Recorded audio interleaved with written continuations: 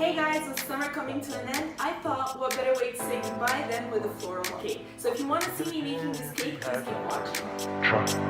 Guys like what? I think I sing it again. She had no second. Guys like What? So hi guys, today I'm coming back with you with 4 vanilla cake layers, and today 3 of them are dyed a different shade of yellow. The first one is dark yellow, then a lighter yellow, then a lighter yellow, and then finally a white yellow.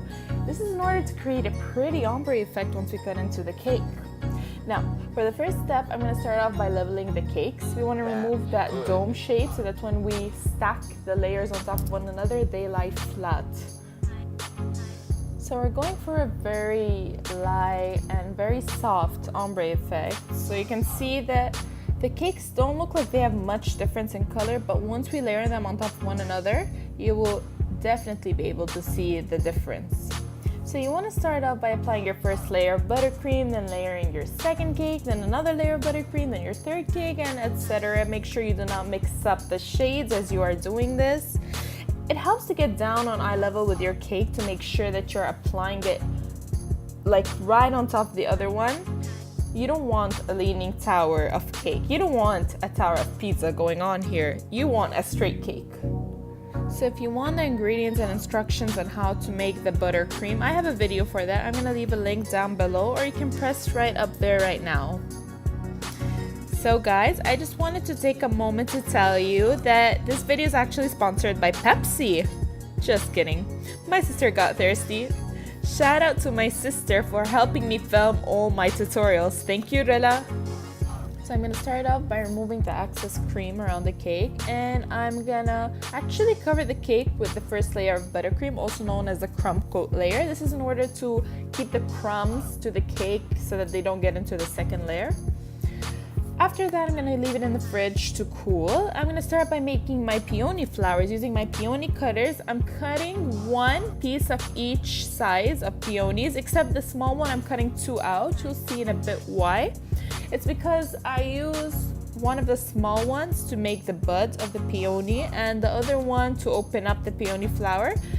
So this, I'm going to be making the bud. Now, in order to ruffle the peonies, you need to press on the edge of each petal and just go left and right. And that is it. It's super easy. Now, I'm going to start by slitting the peony petals a bit deeper. It'll just be easier to overlap the petals on top of one another to create the buds. You'll see in a moment. So you just want to overlap one petal onto another and keep going in a circle until you have them all together and just pinch them on top. Now you want to set this aside to dry and start ruffling your other peony petals. You don't want to leave them for long to dry, then they'll start ripping apart. So the tool that I'm using is the ballpoint tool, and it's in the biggest size, and I am ruffling them on a foam pad. If you were to do this on a hard surface, it will rip apart the petals. And you can use cornstarch on your fondant or your tool to stop it from sticking on and ripping the flower petals too. Now I'm going to leave it to dry in a circular mold. You can use plastic cups, a plastic bowl, any rounded bowl. I'm also going to make a different type of flower. I'm using a daisy cutter to make red flowers. I'm going to texture them a bit, but you can skip this step if you want to. And I'm going to put them in circular molds also for them to dry in a round way. So my cake should be cool by now. I'm going to start by adding a second layer of buttercream, and I'm going to try to smooth it as much as possible because any imperfection will show through the fondant. So you need to make sure it's as smooth as possible. Now I'm using here a mustard gin colored fondant, and I'm going to roll it out to 1/8 of a thickness. And I'm using cornstarch in order to prevent it from sticking onto the mat and onto my roller. Now, applying fondant onto a cake is quite tricky, so I'm going to dedicate a video for that separately on another day or another occasion. So actually, the taller the cake is, like here, the harder it will be to cover in fondant, and the shorter and wider it is, the easier it will be for you, as a beginner of course. When assembling a peony flower, I'm just using a bit of water between each layer to stick them onto one another.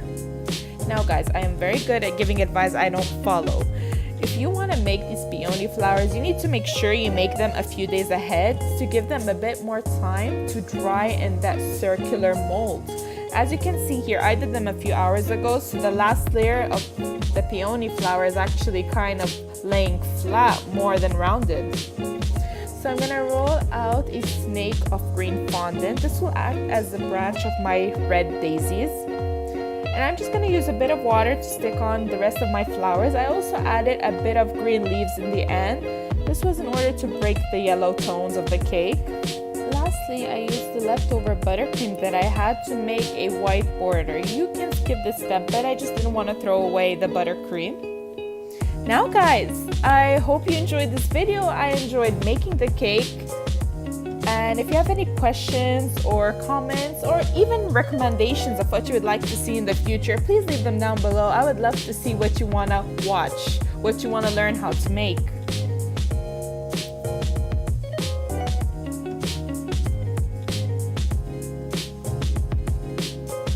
I can't wait for you guys to see what the cake looks from the inside.